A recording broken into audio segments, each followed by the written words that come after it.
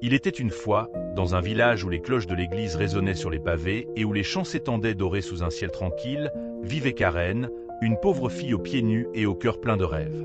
Sa mère lui avait cousu une paire de chaussures grossières avec des chiffons, mais à sa mort, Karen se retrouva orpheline, ses orteils se recroquevillant dans le froid jusqu'à ce qu'une vieille femme, épouse d'un cordonnier charitable, l'accueille, l'habillant de tissus modestes et de sabots robustes.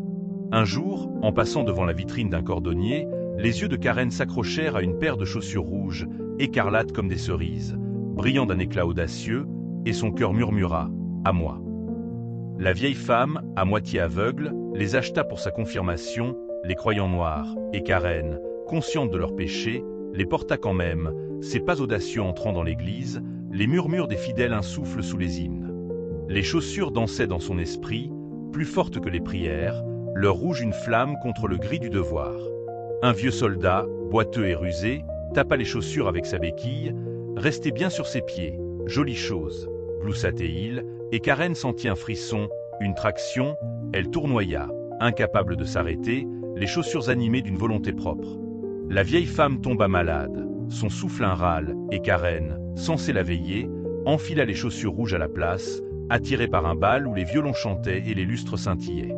Elle dansa, ses pieds un tourbillon, les chaussures l'emportant au-delà de la chambre de la malade, au-delà de la culpabilité, dans un vertige de plaisir, jusqu'à ce que la musique s'éteigne, et pourtant elle dansait encore, dans la nuit, à travers rues et champs, ses supplications noyées par leur rythme implacable.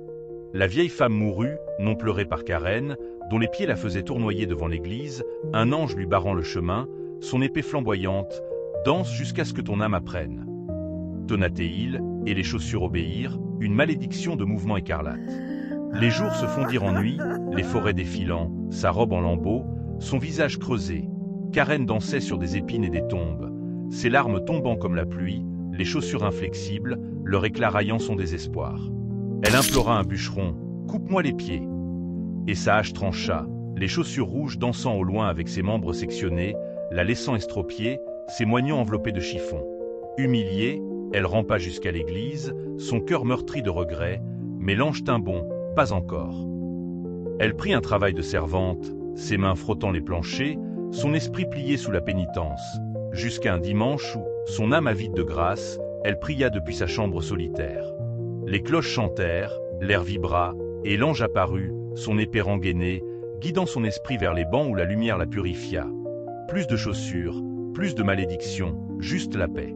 Ce jour-là, son corps s'immobilisa, son visage serein, et le village la trouva disparue, son histoire un murmure du prix de l'orgueil.